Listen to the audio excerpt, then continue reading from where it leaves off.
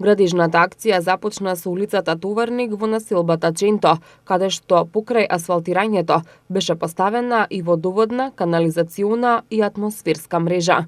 Градоначалникот на општина Газибаба, Борис Георгиевски, најави забрзано одвивање на градижните работи со цел да се овозможи непречено одвивање на сообраќајот на оваа улица.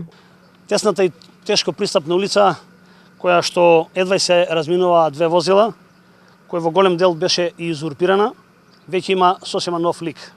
Добивме улица широка од 5 метри, во две ленти со тротоари од двете страни за поголема безбедност на пешаците.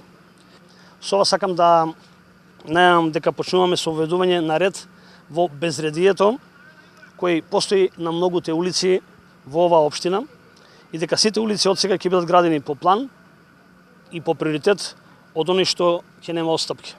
Покрај улицата Товарник, во текот на летниот период ќе се асфалтираат и уште 28 други улици и во останатите населени места во општина Газибаба, со што општината, како што вели Георгиевски, ќе добие модерен и урбан лик.